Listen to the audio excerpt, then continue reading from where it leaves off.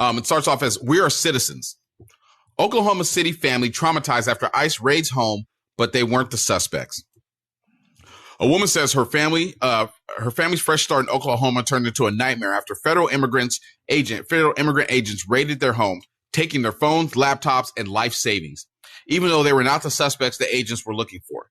The agents had served a search warrant for the home, but the suspect listed on the warrant did not live in the house. The woman who actually lives in the house had just moved to Oklahoma City from Maryland with her family about 2 weeks earlier. The woman, who News 4 will refer to as Marissa, and her 3 daughters came to Oklahoma looking for a slower, more affordable pace of life. They rented a house in the seemingly safe northwest Oklahoma City neighborhood. Her husband stayed back in Maryland a couple extra weeks, planning to join them this weekend. "I was like, okay, Oklahoma's my home now," Marissa said. But any comfort had disappeared Thursday morning when about 20 men armed with guns busted through the door. I don't know who they are," she said. "It was dark. All the lights were off." Marissa said the men identified themselves as federal agents with the U.S. Marshals, ICE, and FBI. On Tuesday, a spokesperson for the U.S. Marshals Service denied having agents present during the raid, telling News 4 that they were aware of the operation.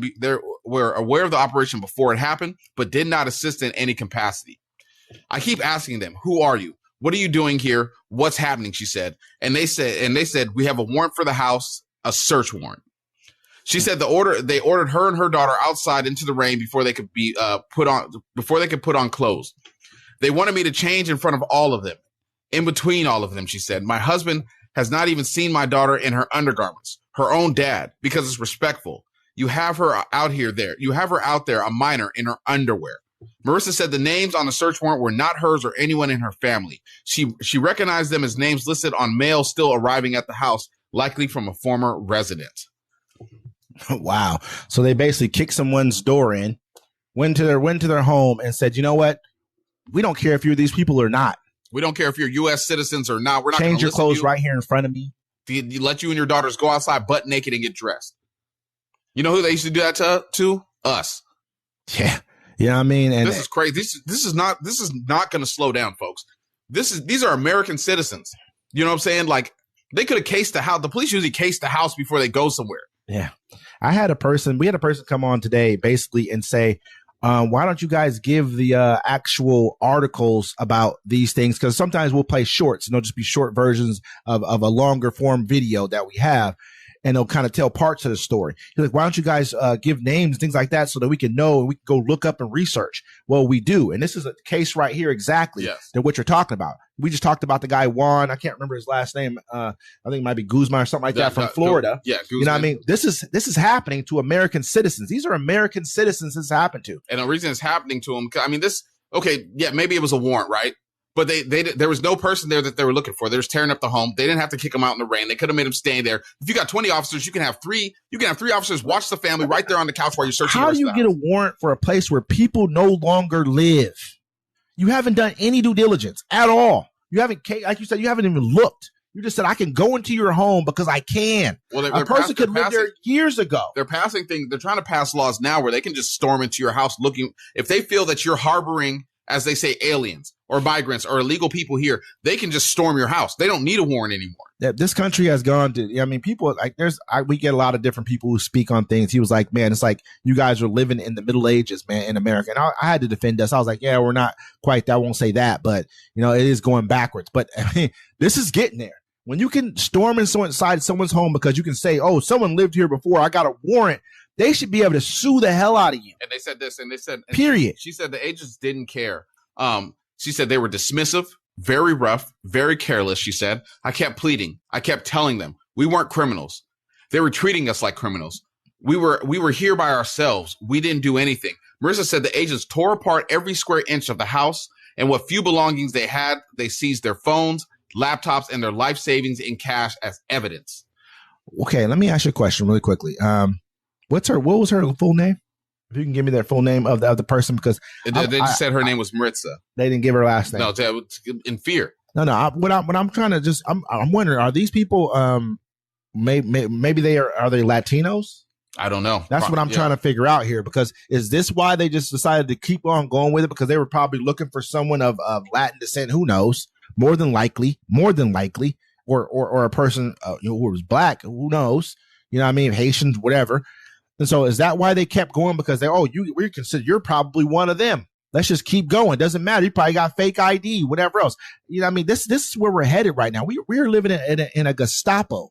This is what's happening here. This is who you guys have elected to be president of the United States. A person who relishes dictators, who sits back and he like fawns over them. Well, no. This is, he's just the tip of the iceberg. There's people around. These are the people that want to go out here and do this. These are people, they could have had mercy for them, but they didn't look like them. So they didn't care. Look, they took their cell phones. They took their money. She's like, and she's saying in here, she's like, look, how am I supposed to feed my kids? How am I supposed to put gas in my car? You took my phone. And one of the cops looked at her and said, yeah, I bet you had a rough morning, didn't you? And stole off with her stuff. Her life savings, man. Their life savings. All their money. And this is their names are not even on this search warrant, but you can take all their stuff because of an investigation that you're doing. Is that what you're going to claim? Oh, this is an investigation. These are not the people you're looking for.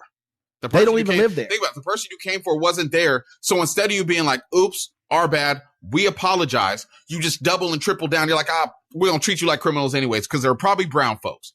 More than likely, man. This is where we're at right now in America. And it's getting to a point where something's going to happen where someone's going to die. Oh, yeah. I'm sorry to say it that way, but somebody is. Someone's going to be killed accidentally, quote unquote. People who aren't even on these warrants. It's going to happen, man. With this guy. Well, I remember before it started, I was like, the only way they can successfully get every,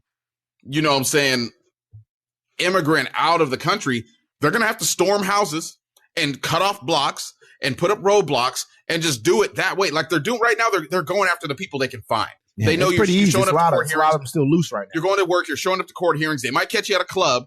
You know what I'm saying? But they know that's where these people congregate or markets and stuff. Then they're going to have to start deep diving. And I'm telling you. Once people get scared, once people get scared, when they start basically like going deep underground, because they're going to have to. Right now, they're still going out to clubs like in Colorado where they found 100 plus people in the nightclub, immigrants there. They're still going out because they're feeling like there's, hey, it's not happening here. Well, we're hearing about it. It's a blue state. But think about it.